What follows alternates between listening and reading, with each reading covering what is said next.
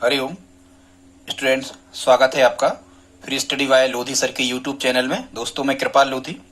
दोस्तों, आज हम आपको लेकर के आए हैं सिंप्लीफिकेशन की जो हमने सीरीज प्रारंभ की है, इसी का पार्ट 9, जिसमें हम आज आपको करणियों के बारे में बताएंगे, मूल रूप और घातांक रूप को समझाएंगे। और आज का हमारा हालांकि जो मुख्य चैप्टर है वो है करणियों का आरोही और अवरोही क्रम।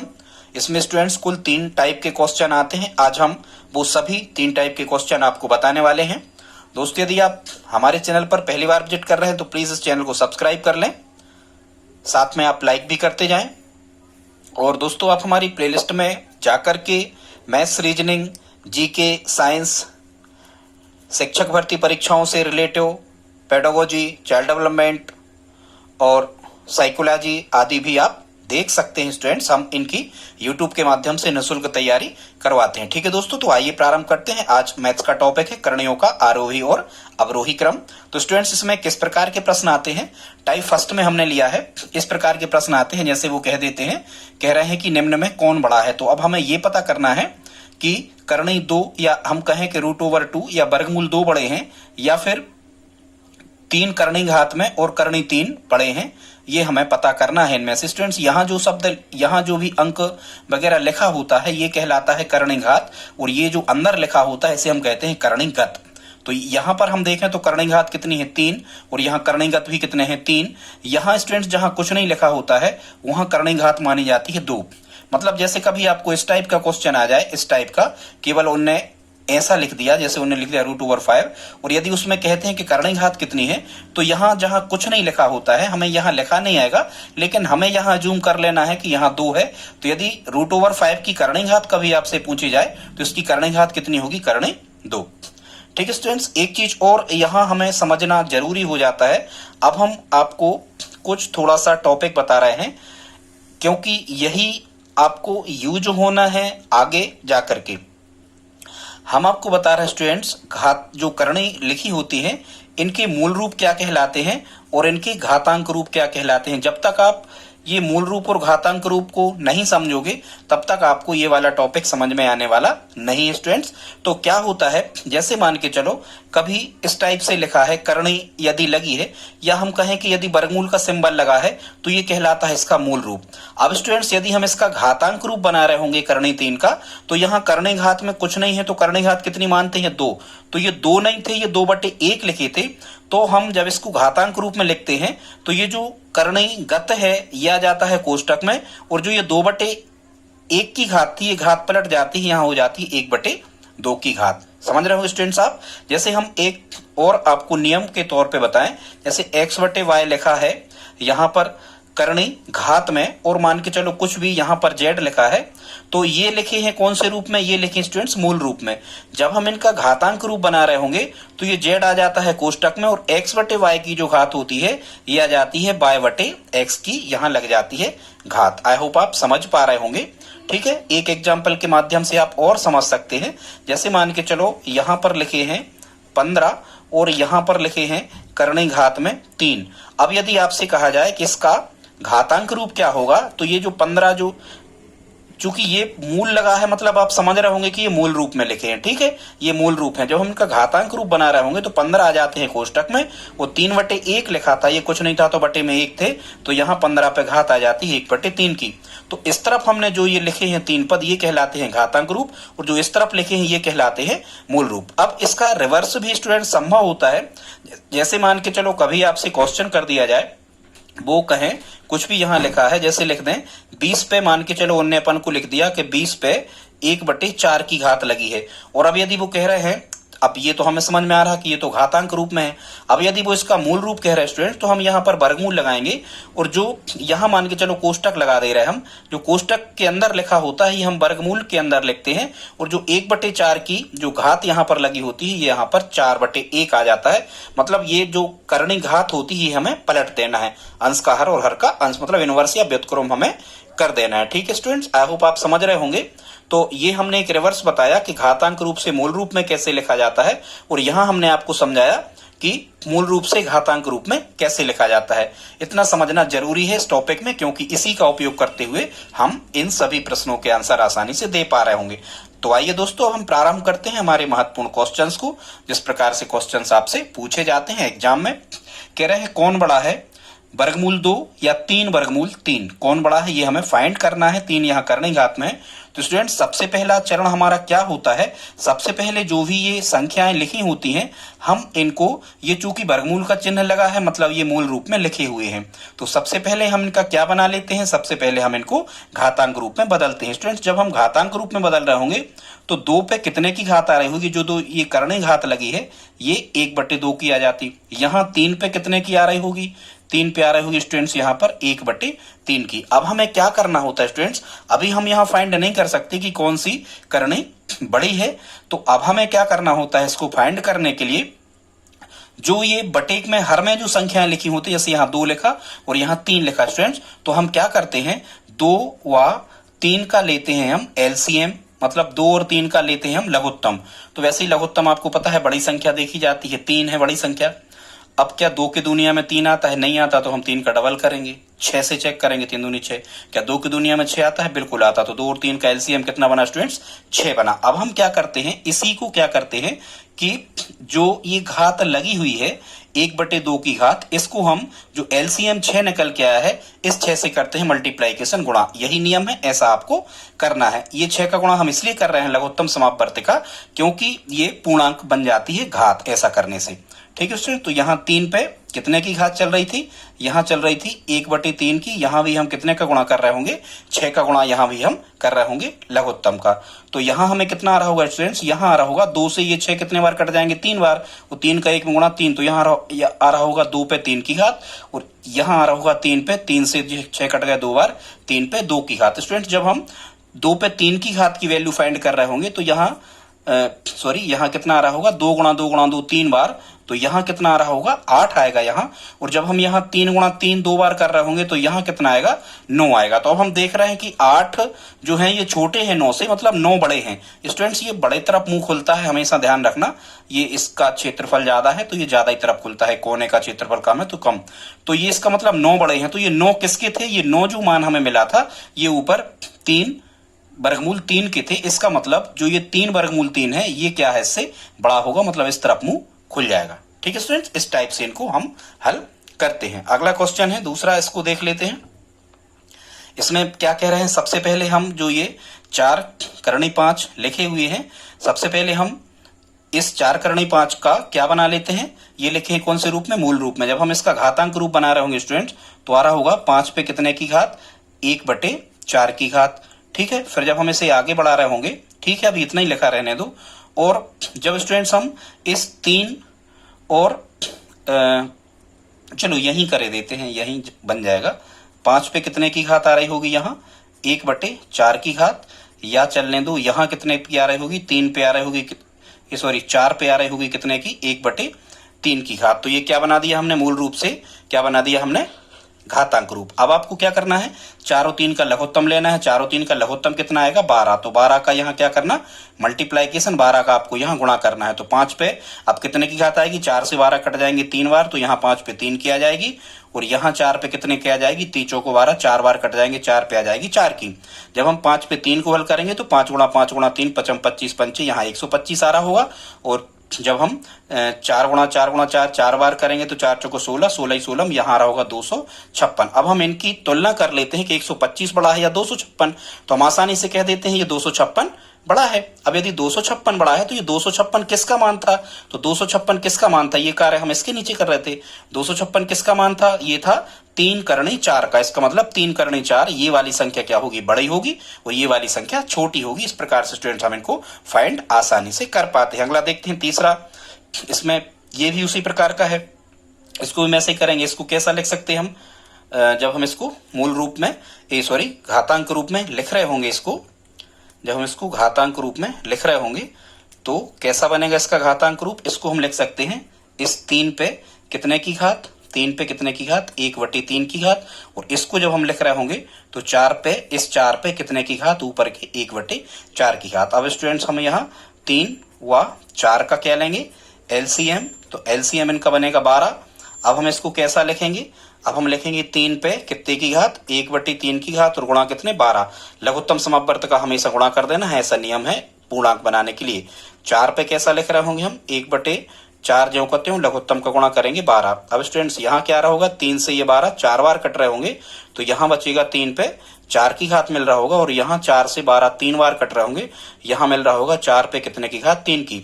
जब हम स्टूडेंट 3 गुणा 3 गुणा 3 4 बार करेंगे तो 3 त्रिका 9 3 27 3, इसका मान कितना मिल रहा होगा हमें 81। और जब हम यहाँ 4 गुणा 4 3 बार करेंगे तो 4 चौको 16 चौको, यहाँ कितना मिल रहा होगा 64। अब हम देख रहे हैं कि 81 बड़े हैं या 64, तो हमें पता है 81 बड़े हैं तो बड़े तरफ मुंह खुल जाएगा। और 81 किसके थे, ये 3 करनी 3 के थे, मतलब यहाँ इस तरफ मुंह खुल जाएगा। ये जो 3 करनी 3 है ये क्या है, बड़ी है। इस प्रकार से इनको हम फाइंड करते हैं। आगे देखते हैं। अब हमने अगले टाइप 3 के क्वेश्चंस को अब हम देखते हैं। टाइप 3 में भी हमने, फिर इसके बाद में टाइप 2 वाले क्वेश्चंस को करेंगे। कुल 3 टाइप के ये होते हैं, हमने उन्हीं को इनमें शामिल किया है। स्टूडेंट टाइप 3 में क्या कह रहे हैं, इन संख्याओं को हमें आरोही अवरोही क्रम में व्यवस्थित करना है, और ये उसी प्रकार के क्वेश्चन है मुख्यतः। कैसे, सबसे पहले आप इनको कैसे लिख लो, वही करनी वाले क्वेश्चन ही है। आप बगैर इनको, अभी हमें यहाँ पर पता नहीं लग पा रहा है कि कौन सी संख्या बड़ी है और कौन सी संख्या छोटी है, तो हम बड़ी आसानी से कर सकते हैं। सबसे पहले हम इनको कौन से रूप में बदलेंगे, मूल रूप से घातांक रूप में बदलेंगे। तो इसको हम लिख सकते हैं स्टूडेंट कितना, 4 पे कितने की घात 1/3 की घात, और इसको कितना लिख रहे हैं हम, 5 पे कितने की घात 1/4 की घात। ये हमने मूल रूप से घातांक रूप में बदला। और 3 को क्या लिख रहे होंगे, 3 पे कितने की घात, यहाँ करने घात कुछ नहीं होती तो 2 माना जाता, तो 1/2 की घात। अब हम स्टूडेंट्स जो आधार हैं इनके, जो हर हैं 3 4 और 2, इनका एलसीएम लेते हैं। तो 3 4 और 2 का एलसीएम मौखिक कैसे निकाला जाता है विदाउट पेन पेपर। सबसे बड़ी संख्या देखिए कितनी लिखी, 4। क्या 3 की दुनिया में 4 आ रहा है, नहीं आ रहा है, तो फिर सबकी दुनिया में आना चाहिए। 4 का डबल करेंगे 8। क्या 3 की दुनिया में 8 आ रहा है, नहीं आ रहा, तो 4 का डबल करेंगे 12। क्या 12 3 की दुनिया 12 आ रहा है, बिल्कुल आ रहा है। क्या 2 की दुनिया 12 आ रहा है, बिल्कुल आ रहा है। सभी की दुनिया 12 आ रहा है, इसका मतलब एलसीएम कितना हो गया 12। तो स्टूडेंट्स यहाँ हम क्या करते हैं, अगला स्टेप 4 ज्यों का त्यों लिखते हैं, और इस पे 1/3 की घात भी लगाते हैं और गुणा कर देते हैं लघुत्तम 12 से, ताकि ये पूर्णांक बन जाए। यहाँ बन जाएगा 5 पे कितने की घात, यहाँ 1/4 की घात गुणा कर देंगे 12 से। ये कितना बन जाएगा, 3 पे कितने की घात थी 1/2 की घात गुणा कर देंगे लघुत्तम समवर्त से। ठीक है स्टूडेंट्स, जब हम इसे आगे बढ़ा रहे होंगे तो क्या मिल रहा होगा, ये 3 से 12 कितनी बार कट जाएंगे 4 बार, तो हमें यहाँ कितना मिल रहा होगा 4 पे कितने की घात 4 की घात। यहाँ जब सिंप्लीफाई करेंगे तो 4 से 12 कट जाएंगे कितने बार 3 बार, तो 5 पे कितने की घात मिलेगी यहाँ 3 की घात। यहाँ जब हम सिंप्लीफाई कर रहे होंगे तो 3 पे कितने की घात मिल जाएगी, यहाँ हमें 2 से 12 कट जाएंगी 6 बार, तो यहाँ मिल जाएगी हमें 6 की घात। जब हम इसे सिंप्लीफाई कर रहे होंगे तो ये मिलेगा 4 गुणा 4 गुणा 4 16 16, ये मिल रहा होगा हमें 256, ये मिल रहा होगा 5 गुणा 5 गुणा 5 3 बार, तो 1 5 25 125, और ये मिल रहा होगा हमें 3 का गुणा कर रहे होंगे कितने बार 6 बार, 3 त्रिका 9 3 27 3 81 3 243 3, और हम गुणा कर लेते हैं पहले 81 और यहाँ कर दे रहे हैं रब पे 81 और 3 का गुणा कर रहा है 3 एकम 3 और 3 अट्ठे 24 243 का, फिर से 3 में 3 त्रिका 9 3 चौक 12 के 2 से 3 दूनी 4 729 यहाँ पर हमें फाइंड हो रहा होगा। अब स्टूडेंट्स हमने पता कर लिया कि सबसे बड़ी संख्या कौन सी है, तो सबसे बड़ी संख्या है 729। 729 किसकी थी, ये थी करणी 3 की, मतलब ये सबसे बड़ी है। सबसे छोटी संख्या 125 है, 125 किसकी थी, ऐसे ही ऐसे चले जाओ तो ये 4 करणी 5 की थी। तो इस प्रकार से हम इनका आरोही अवरोही क्रम बड़ी आसानी से लिख सकते हैं। वैसे यदि हम बताएं आपको तो जैसे हम आरोही क्रम को लिखते हैं, इनका आरोही क्रम लिखते स्टूडेंट्स, इनका यदि हम इनका असेंडिंग ऑर्डर में इनको हम सीक्वेंस में जमाते हैं तो आरोही क्रम कैसा कहलाता है, बढ़ता क्रम। माने सबसे पहले सबसे छोटी लिखोगे 125, 125 से बड़ी होगी 256, 256 और सबसे बड़ी होगी 729। अब 125 किसके थे, ये थे 4 करणी 5 के। 256 किसके थे, ये थे 3 करणी 4 के। और 729 किसके थे, ये थे केवल करणी 3 के। तो ये इनका क्या बन जाएगा स्टूडेंट्स, ये इनका बन जाएगा कौन सा क्रम, ये बन जाएगा इनका कौन सा क्रम, बढ़ता क्रम। ठीक है, इसी प्रकार से आप घटते क्रम में भी लिख सकते हैं। तो ये एक क्वेश्चन था स्टूडेंट्स। ये दूसरा क्वेश्चन जो है ये आरोही अवरोही क्रम में आप खुद से हमें लिख करके बताएं स्टूडेंट। इसी प्रकार से करना है। इनमें जैसे हमें सबसे बड़ी संख्या देखना है, ये आप करना दूसरा, टाइम ज्यादा लग रहा, ये आरोही अवरोही क्रम में आप खुद करके बताएं हमें। और आरोही अवरोही क्रम में नहीं, आप तो हमें ये बताएं इनमें सबसे बड़ी भिन्न कौन सी और सबसे छोटी कौन सी है। ठीक है स्टूडेंट्स, इसी प्रकार से हम इस प्रकार के प्रश्नों को भी आसानी से हल कर सकते हैं। हम कैसा कर रहे होंगे, सबसे पहले हम इसको कैसा लिखेंगे, 3 पे कितने की घात आ जाएगी, यहाँ 1/4 की घात आ जाएगी। 10 पे कितने की आ जाएगी, ये 1/6 की आ जाएगी। 25 पे यहाँ कितने की आ जाएगी, 1/12 की आ जाएगी। और यहाँ 8 पे कितने की घात आ जाएगी, 1/6 की। ठीक है स्टूडेंट्स, अब हमें क्या करना होता है, अब हमें लघुत्तम लेना है। किसका लघुत्तम लेना है, हरों का लघुत्तम लेना होता है। इसके बाद में हमें, जब हम हरों का यहाँ पर लघुत्तम ले रहे होंगे तो 4, 6, 12 और 6, तो 4, 6, 12 और 6 का लघुत्तम कितना आएगा। बड़ी संख्या देखो, बड़ी संख्या कितनी है, 12। 4 की दुनिया 12 आ रहा है, 6 के में 12 आ रहा है, 6 के में 12 आ रहा है, मतलब एलसीएम कितना मिला इनका, विदाउट पेन पेपर के ऐसे एलसीएम निकाला जाता है। एलसीएम कितना मिला, 12। अब हम इन सब को 12 से क्या कर देंगे, गुणा। तो 3 पे 1/4 गुणा 12, यहाँ कर रहे होंगे हम 10 पे 1/6 गुणा 12, यहाँ कर रहे होंगे हम 25 पे 1/12 गुणा 12, और यहाँ कर रहे होंगे 8 पे 1/6 गुणा 12। 4 से 12 3 बार कट रहे होंगे तो 3 पे 3 की घात आएगी। यहाँ 6 दूनी 12, 2 बार कट रहे होंगे तो 10 पे 2 की आएगी। यहाँ 25 पे 12 से 12 कट गए 1 की आएगी। और यहाँ 6 दूनी 12, 8 पे कितने की आएगी, 2 की। 3 त्रिका 9 3, यहाँ 27 मिल रहा होगा। 10 का वर्ग 10 धाम 100 मिल रहा होगा। 25 पे 1 की घात तो 25 ही मिल रहा होगा। और 8 पे 2 की घात तो 64 मिल रहा होगा। ठीक है स्टूडेंट्स, अब इनमें क्या कह रहे थे कि सबसे बड़ी, तो सबसे बड़ी संख्या कितनी दिख रही है हमें, 100 दिख रही। जब हम यहाँ चल रहे हैं तो 100 किसकी है, 6 करणी 10 की, मतलब 6 करणी जो 10 होगा ये क्या होगा, सबसे बड़ी करणी होगी इनमें। यदि सबसे छोटी कह रहे तो इन्हीं में देख लो सबसे छोटी संख्या कितनी दिख रही है, 25। 25 किसका मान है, 12 करणी 25 का, मतलब ये कैसी होगी, ये सबसे कैसी होगी, ये सबसे छोटी। और यदि हमें छोटी बड़ी का पता लग जाए तो हम घटते बढ़ते क्रम में इनको बड़ी आसानी से जमा सकते। स्टूडेंट्स, अब एक टाइप के क्वेश्चन और रह गए हैं। एक क्वेश्चन और हमने इस टाइप का लिया है जिसमें क्या होता है कि कुछ एक्स्ट्रा यहाँ पर गुणांक लिखा है 2 का, तो ऐसे ही हमें सिंप्लीफाई करना है। कोई ज्यादा एडवांस टाइप का क्वेश्चन ये नहीं है। सबसे पहले हम इनको मूल रूप घातांक रूप में लिखेंगे, तो इसको हम लिख सकते 5 पे, यहाँ कुछ नहीं है तो 2 थे तो 5 पे 1/2 की घात, इसको हम लिख रहे होंगे 11 को, 11 पे कितने की, 1/3 की घात। अभी 2 को हम छोड़ के चल रहे हैं, इसको हम लिख रहे होंगे 3 पे कितने की घात, 1/6 की घात। अब वही करना हम स्टूडेंट्स, जो ये हर हैं 2, 3, 6, इनका एलसीएम लेना। तो 2, 3, 6 का एलसीएम कैसे लेंगे, बड़ी संख्या देखो कितनी लिखी, 6। क्या 2 और 3 की दुनिया दोनों में 6 आते हैं, बिल्कुल आते हैं, मतलब इनका जो एलसीएम बना लघुत्तम समावर्त वो कितना बना, 6 बना। अब हम इनको पूर्णांक बनाने के लिए 6 का गुणा कर देते हैं घातों में, तो 1/2 गुणा 6। यहाँ भी हम कर रहे होंगे 11 पे कितने की, 1/3 की घात गुणा 6। यहाँ भी हम कर रहे होंगे 3 पे 1/6 की घात गुणा 6। ये जब हम आगे हल करेंगे तो 5 पे 2, 3, 6, 3 की बचेगी, कट जाएंगे। 11 पे 3 दूनी 6, 2 की बचेगी। और यहाँ 3 पे कितने की बचेगी, 6 से 6 कट जाएंगे, 1 की। तो स्टूडेंट्स यहाँ मिल गए 55, 25, 5, 125, 11, 11 मिल गए 121। और यहाँ केवल कितने मिल गए, 3। और ये जो 2 हम छोड़ के चल रहे थे स्टूडेंट्स, ये गुणांक में थे, तो ये यहाँ काय में आ जाएंगे, गुणा में आ जाएंगे 2। तो ये कितना मिल जाएगा हमें, 6। बाकी ये जो कहते हैं 125, फिर 121 और 6। अब हम यहाँ तुलना कर सकते हैं, सबसे बड़ी संख्या कितनी है, 125। ये किसके थे, ये करणी 5 के थे, ये सबसे बड़े हैं।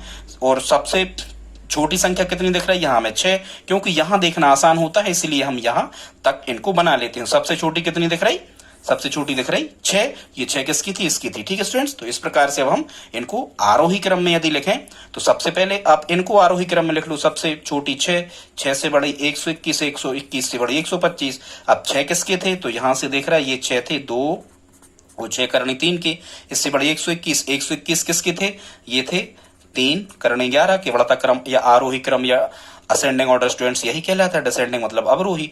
और सबसे बड़ी कितनी थी, 125। 125 किसके थे, √5 के, तो √5 यहाँ आ जाएगा। तो ये हमारा क्या हो जाएगा इस क्वेश्चन का, ये स्टूडेंट्स इसका आंसर हो जाएगा। बस एक टाइप के और बच्चे हैं, आप ज्यादा से ज्यादा 2 मिनट और हमारे साथ रहें, और इसको आप ये हमने करने के लिए दिया है। इसमें आप केवल सबसे बड़ी सबसे छोटी संख्या ही निकाल के हमें कमेंट बॉक्स में लिख करके बताएं कि इनका आंसर क्या होगा। स्टूडेंट्स, एक टाइप के क्वेश्चन और हमने लिए हैं, यहां से भी आपसे प्रश्न पूछे जाते हैं, पर यहाँ जनरली ये रूल्स या ये नियम लागू नहीं होता है, यहाँ एक दूसरा ही नियम लागू होता है। हम उसको देखते हैं कैसे करते हैं। अब जैसे मान के चलो एक क्वेश्चन कह रहे हैं, यहाँ लिखा है वर्गमूल 19 ऋण वर्गमूल 17, फिर यहाँ कामा है। अगला कह रहे हैं फिर यहाँ वर्गमूल 13 ऋण वर्गमूल 11, वर्गमूल 7 ऋण वर्गमूल 5 और वर्गमूल 5 ऋण वर्गमूल 3 में कौन सबसे बड़ा है या कौन सबसे छोटा है, ये हमें फाइंड करना है। तो स्टूडेंट्स इस प्रकार के क्वेश्चंस को करने के लिए हम क्या करते हैं, ये हम परिमेयकरण करते हैं, लेकिन हर का नहीं करते हैं, या हम साइट में भी आपको बता सकते हैं इनमें कौन सबसे बड़ा है। यदि देखो 19 17 13 11 7 5 इनमें सभी में डिफरेंस कितने का है, 2 का है।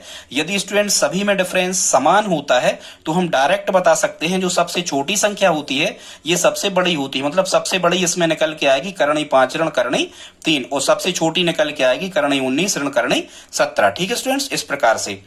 पर हम इनको सिंप्लीफाई कैसे करते हैं हम आपको जल्दी से बता दे रहे हैं। जैसे हम इस 19 वर्गमूल 19 ऋण वर्गमूल 17 को सिंप्लीफाई कर रहे होंगे तो स्टूडेंट्स यहाँ हम गुणा कर देते हैं, परिमेयकरण करते हैं। यहाँ हम गुणा कर सकते हैं वर्गमूल 19 ऋण था यहाँ तो चिन्ह पलटते हैं धन वर्गमूल 17 और बटे में फिर से वर्गमूल 19 धन वर्गमूल 17 का यहाँ हम क्या कर देते हैं स्टूडेंट्स, यहाँ कर देते हैं हम गुणा। जब हम यहाँ पर गुणा, इसके बटे कुछ नहीं तो 1, जब हम यहाँ पर गुणा कर रहे होंगे तो यहाँ देखो ए ऋण बी और ए धन बी डायरेक्ट हम कर दे रहे, तो ए स्क्वायर माइनस बी स्क्वायर, मतलब इसे हम लिख रहे होंगे वर्गमूल 19 का वर्ग ऋण, यहाँ इसे लिख रहे होंगे वर्गमूल 17 का वर्ग, और यहाँ ये ज्यों का त्यों चलेगा कितना, वर्गमूल 19 धन वर्गमूल 17। स्टूडेंट जब हम इसे सिंप्लीफाई कर रहे होंगे तो 19 वर्ग से वर्गमूल कट जाता है, यहाँ मिलेगा 19 ऋण 17 तो कितना मिलेगा 2 बटे ये ज्यों का त्यों वर्गमूल 19 धन वर्गमूल 17। मतलब ये इसकी वैल्यू फाइंड हो गई, इसका मान निकल के आया। अब हम काय का मान और निकालते हैं।